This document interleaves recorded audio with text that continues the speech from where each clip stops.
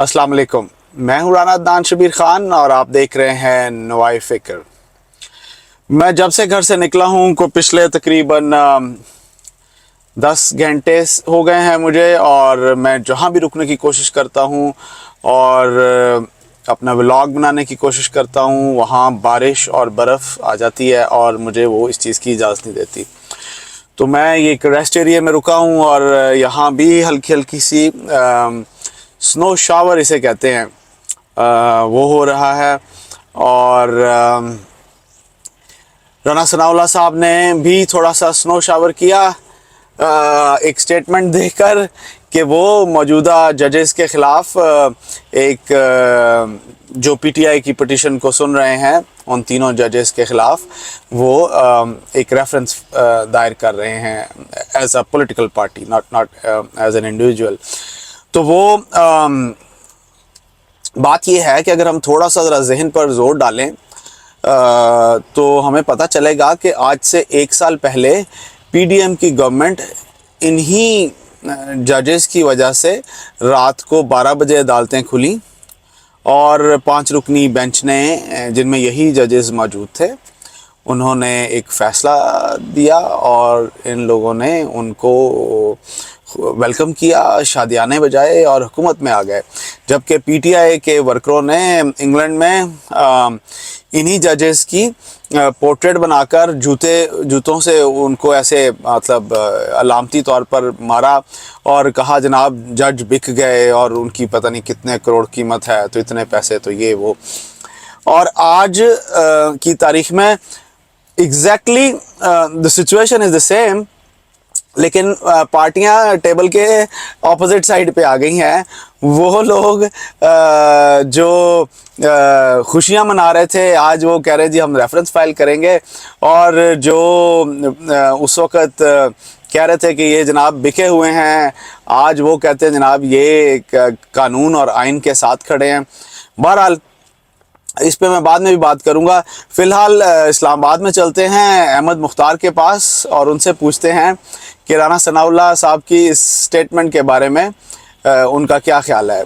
जी अहमद। जी राना साहब, राना सनाउल्लाह साहब ने ये जो स्टेटमेंट दी कि वो सुप्रीम कोर्ट के 3 जजेस जो इस वक्त इस केस की हियरिंग कर रहे हैं उनके खिलाफ रेफरेंस लेके आएंगे और रेफरेंस की बुनियाद ये होगी कि इनके फैसले मुसलसल नून लीग के खिलाफ है। ये फैसला नून लीग के खिलाफ कैसे हो जाएगा अगर ये आ जाता है कि वो इलेक्शन की डेट दे देते हैं? नून लीग की बात नहीं मानी जा रही, ये एक अलग बात है। इसकी बुनियाद पे ये कह देना कि जनाब वो लार्जर बेंच नहीं बना रहे, हमारी बात नहीं मान रहे, तो इस वजह से ये तीनों जज इनके खिलाफ हम रेफरेंस लेके आएंगे, मेरा ख्याल है कि ये कोई बहुत सेंसिबल बात नहीं है और झगड़े को बढ़ाने वाली बात है। जजेस कोर्ट को ये फैसला दे दे। नून लीग की खैर हिस्ट्री रही है कि वो हर उस इंस्टीट्यूशन के खिलाफ खड़े हो जाते हैं जो उनको इक़्तिदार में नहीं रखना चाहती या जो गैर निजामी हरकतें करते हैं, तो फिर वो बहरहाल ये कोई मुनासिब बात नहीं है इस बहस में ये पढ़ना कि नून लीग जो है वो सुप्रीम कोर्ट और बाकी इदारों के खिलाफ लड़ती रही है। इसमें कोई शक नहीं, लड़ती भी रही है, बाकी पार्टियां भी लड़ती रही हैं, ये भी कोई बात नहीं। भुट्टो साहब को फांसी दी गई, उसके बाद पीपल पार्टी के साथ जो कुछ हुआ नून लीग ने तो उतना बर्दाश्त नहीं किया जितना पीपल पार्टी ने बर्दाश्त किया। लेकिन फिर भी कहने का मकसद ये है कि ये वाली बात करना कि हम रेफरेंस लेके आएंगे इस बात के ऊपर, तो मुझे तो ये कुछ सियानी बात नहीं लगी। हाँ, ये अपना इक़्तिदार बचाओ वाली बात जरूर है कि हम किसी न किसी तरीके से अपना इक़्तिदार बचाएं कि ये हम इलेक्शन में ना जाएं और फिर हम एक्सटेंशन ले लें, 2 साल और चला लें, मुनासिब बात नहीं लगती। बात तो वो फिलहाल ये कर रहे हैं कि 8 अक्टूबर को इलेक्शन हो, और ये नहीं कि चीफ इलेक्शन कमिश्नर ने ये कह दिया सिक्योरिटी सिचुएशन नहीं ठीक और माली राज नहीं ठीक, तो उसकी बुनियाद पे इतने अहम फैसले कर जाना कि जजेस के खिलाफ रेफरेंस ले जाना, तो इसका मतलब है कि इससे तो ये जाहिर हो रहा है कि उनका मुद्दा कुछ और है। उनका मुद्दा सिर्फ 8 अक्टूबर के इलेक्शन नहीं है, या पीछे वही वाला एजेंडा है कि 2 साल के लिए हम और खेल लें। क्योंकि अगर ये एजेंडा ना होता तो इतना रेफरेंस लाने वाली बातें और ये सब कुछ ना होती, लेकिन ये बातें कर जाना जो है तो मुझे बहुत अच्छा उम्र नहीं नज़र आ रहा, और ये लग ही रहा है कि ये अगेन लड़ाई की तरफ चीज़ें जा रही हैं। लड़ाई किस तौर से कैसे करना चाहते हैं ये कोई मुनासिब बात नहीं लगती, ये कोई मुझे सेंसिबल या एक अच्छी बात नहीं लग रही। और मुल्क के हालात के लिए जैसे हालात हैं उसमें सियासतदान कुर्सी की लड़ाई में इस हद तक आगे चले जाएं कि मुल्क का भूखे अवाम का कोई ख्याल ना हो, तो मेरा ख्याल है कि अच्छी बात नहीं। जी राना साहब। सऊदी फरमा रवा सलमान बिन अब्दुल अजीज़ ने मियाँ नवाज शरीफ साहब को उम्रे पर बुलाया है रमज़ान करीम के आखिरी अशरे में, اور پتہ یہ چلا کہ وہ کچھ ناراض تھے، انہوں نے ناراضگی کی اس برف کو توڑا اور ان کو عمرے کی دعوت دی۔ میاں صاحب کا پروگرام بھی بن گیا ہے، سوشل میڈیا پر بڑا شور ہے۔ اس کے پیچھے کوئی سٹوری بھی ہے، اس کے پیچھے کوئی کہانی بھی ہے۔ تو چلتے ہیں احمد سے اور ان سے پوچھتے ہیں کہ ان کو کیا خبر اخبار ہے اس بات کی۔ جی احمد۔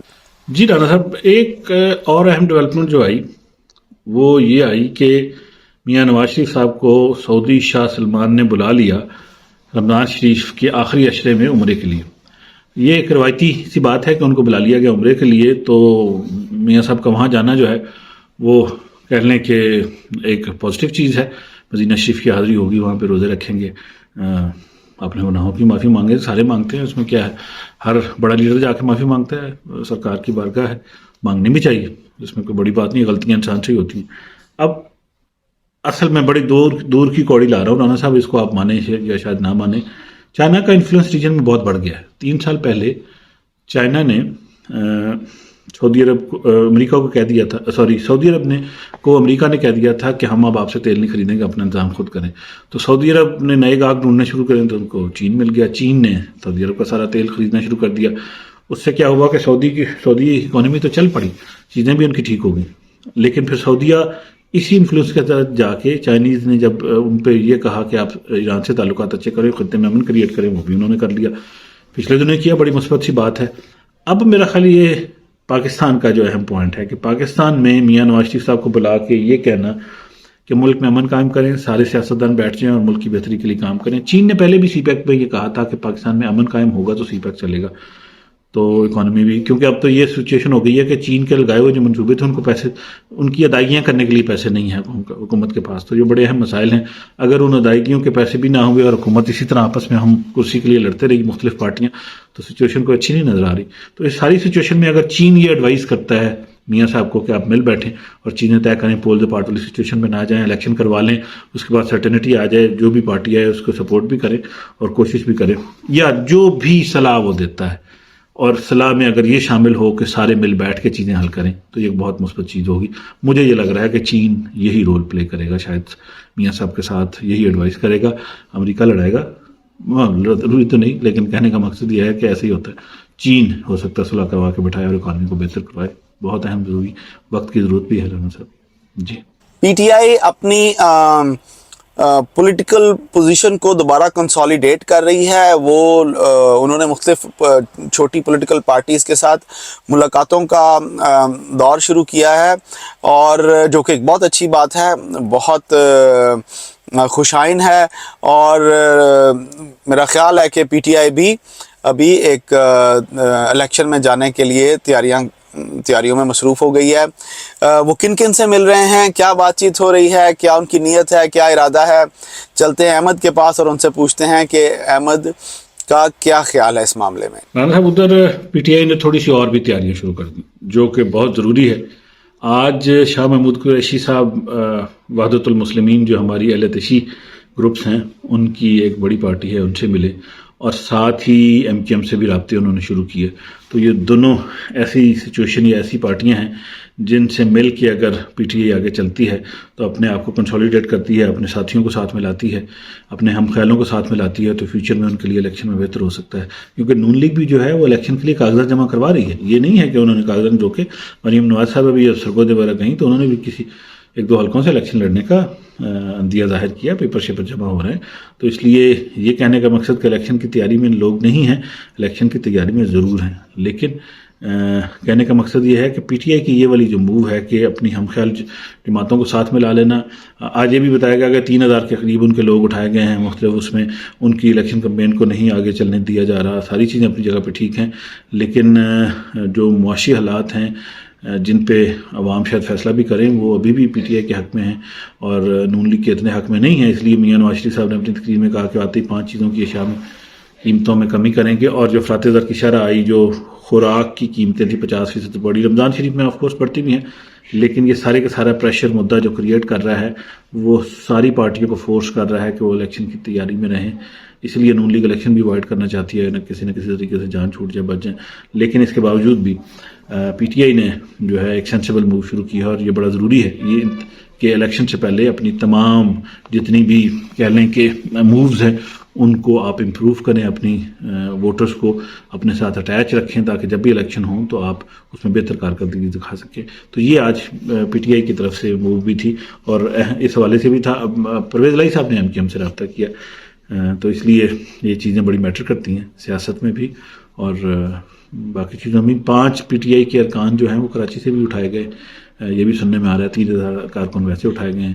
تو یہ ساری چیزیں یہ انڈیکیٹ کرتی ہیں کہ پی ٹی آئی جو ہے وہ الیکشن کی فل تیاری میں، فل موڈ میں. جی نام صاحب. احمد، سنا ہے کہ پیٹرولیم منسٹر مصدق ملک آپ کے بڑے یار غار ہیں، آپ کے بڑے دوست ہیں، آپ کے بڑے قریب ہیں، آپ ان کو بڑا پسند کرتے ہیں. اکثر آپ نجی محفلوں میں ان کی بڑی تعریفیں کرتے ہیں مصدق ملک صاحب کی. انہوں نے کوئی اچھی خبر پاکستان کے غریب عوام کے لیے بھی اناؤنس کی ہے.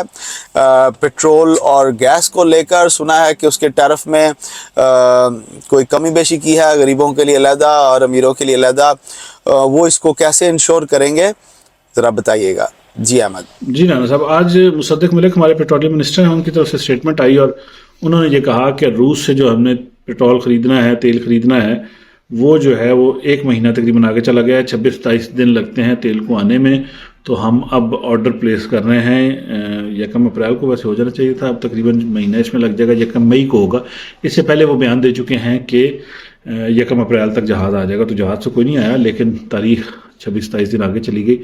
کچھ سنا ہے کہ رشیا والے بھی جو ہیں کچھ تھوڑے سے مایوس ہو گئے کہ ان کے وزیر بھی آئے تھے تو پاکستان سے بات ان کی بہت زیادہ بن نہیں پا رہی. کیا وجوہات ہیں؟ کوشش تو بہت زیادہ تھی کہ چیزیں بن جائیں. کچھ میرا خیال امریکن پریشر بھی ہے اور ضرور ہوگا، لیکن انڈیا میں بھی تھا، لیکن انڈیا نے ڈیل کر لی. تو اس لیے ہمیں بھی چاہیے کہ ہم بھی ڈیل کریں اور سستا پیٹرول لیں اور عوام کو سبسڈائز کریں. کیونکہ سچویشن یہ ہے کہ جو ہم سبسڈی دینے جا رہے ہیں اس میں 200 روپے کا لیٹر پیٹرول ملے گا غریب آدمی کو اور امیر آدمی دے گا 300 روپے کا پیٹرول. اسی طریقے سے گیس کے ریٹ کا بھی سنا جا رہا ہے کہ غریب آدمی کے لیے جو کم یوزرز ہیں ان کے ریٹ کم ہو جائیں گے، جو زیادہ یوز کرنے والے ہیں ان کے ریٹ بڑھا دیے جائیں گے. تو اس سے کیا ہوگا کہ کم یوزر یا غریب آدمی جو ہے اس کو سستی گیس مل جائے گی اور جو زیادہ یوزر ہے اس کو مہنگی گیس ملے گی. تو دونوں صورتوں میں 2 ڈفرینٹ سلیبس کریٹ ہو جائیں گے، غریب امیر کے، پیٹرول پہ بھی گیس پہ بھی. اور اس طریقے سے یہی ٹیرف پھر فیوچر میں چلے گا. تو یہ کچھ باتیں تھیں جو مصدق ملک صاحب نے بھی اس حوالے سے بتائیں کہ ہم پیٹرول رشیا سے لینا چاہ رہے ہیں. ہم پہلے قطر سے گیس لیتے تھے رانا صاحب، جو یوکرین کی وار کے بعد سے ریٹ بڑھ بھی گئے تو ایون دن قطر بھی پھر ان کے بھی ریٹ بہت زیادہ بڑھ گئے، $18-20. تو جو ہم لوکل جو ہماری گیس نکلتی ہے نا سوئی وغیرہ، یہ $4-6 کی ہم لیتے تھے. $16-17 $20 تک پرائس اب چلی گئی انٹرنیشنلی LNG کی. تو اس لیے ملک کو بہت زیادہ ضرورت ہے اور گیس آئے تو ہمارے بہت زیادہ ایشوز بھی ریزالو ہوتے ہیں، بجلی کی کمی اور باقی چیزیں. تو بہرحال اب انٹرنیشنلی گیس مہنگی، اب ایسا ایسا پیٹرول کا ریٹ کم ہوا ہے تو اب گیس تھوڑی سی سستی بھی ہونا شروع ہوگی. جی نام صاحب. خواتین و حضرات، یہ جو سیاسی جماعتیں ہیں یہ اپنی مصلحتوں اور ضرورتوں کے لڈو پر اصول کا چاندی کا ورق لپیٹ کر ہمیں پیش کرتے ہیں اور ہمیں بیوقوف بناتے ہیں. وہی اصول ایک سچویشن میں ان کو قابل قبول ہوتا ہے اور وہی اصول ایک دوسری سچویشن میں ان کو قابل قبول نہیں ہوتا. یعنی کہ ایک وہ پنجابی کی ایک مثال بھی ہے کہ اپنی بیٹی کے لیے اصول فرق ہیں اور اپنی بہو کے لیے سیم سچویشن میں اصول اور قواعد جو ہیں وہ فرق ہیں. ایک ساس والا رول جو ہے وہ پولیٹیکل پارٹیز ادا کرتی ہیں. لیکن آج کی سچویشن میں اگر گورنمنٹ کو اداروں میں موجود ایک شخص کی اتھارٹی کا یا اس کی طاقت پہ کوئی اعتراض ہے تو یہ اعتراض نہیں ہونا چاہیے، کیونکہ یہ چیزیں ڈیزائن ہی اس طرح کی ہوئی ہوتی ہیں. جیسے اسپیکر نیشنل اسمبلی ہے، اس کے پاس ایک بڑی طاقت ہوتی ہے. پرائم منسٹر کو کیبنٹ میں طاقت ہوتی ہے، وہ اتھارٹیٹیو شخص ہوتا ہے، اس نے ڈیسیجن لینے ہوتے ہیں، ان ڈیسیجنز کو اون بھی کرنا ہوتا ہے. آپ نیچے اگر دیکھیں کسی بھی صوبے میں، اس صوبے کا جو پولیس کا آئی جی ہوتا ہے اس کے پاس بڑی طاقت ہوتی ہے. اگر آئی جی صاحب نے کوئی بھی ڈیسیجن لینا ہے، کوئی کام کرنا ہے، کوئی آپریشن کرنا ہے، تو اگر وہ نیچے چین آف کمانڈ میں اگر ڈاؤن ٹو سپاہی اگر مشورے کرنے لگ پڑے گا تو پھر تو وہ کوئی کام نہیں کر سکتا. اور اگر وہ کوئی کام نہیں کر سکے گا، ڈلیور نہیں کر سکے گا، تو سسٹم سارا کولیپس ہو جائے گا. جب اس پوزیشن پہ بیٹھا ہوا شخص کوئی فیصلہ کرتا ہے یا فیصلہ لیتا ہے، وہ پھر اس کو اون بھی کرتا ہے، اس کی اچھائی کو بھی اور اس کی برائی کو بھی، اور وہ آنے والا وقت بھی بتاتا ہے. اور قوم بڑے آرام سے سوچ کر سمجھ کر اس پر فیصلہ کر سکتی ہے کہ یہ جو فیصلے وزراء اعظم نے کیے ہوئے ہیں، چیف جسٹسز نے کیے ہوئے ہیں، وہ ٹھیک ہیں یا غلط ہیں، اس سے ملک کو فائدہ ہوا یا ملک کو نقصان ہوا. خیر، یہ ایک میری سوچ ہے، میں غلط بھی ہو سکتا ہوں. آپ بھی اس پر سوچئے. میں آپ سے اجازت لوں گا پروفیسر اشفاق کی اس دعا کے ساتھ. اللہ آپ سب کو آسانیاں نصیب فرمائے اور آسانیاں تقسیم کرنا نصیب فرمائے. السلام علیکم.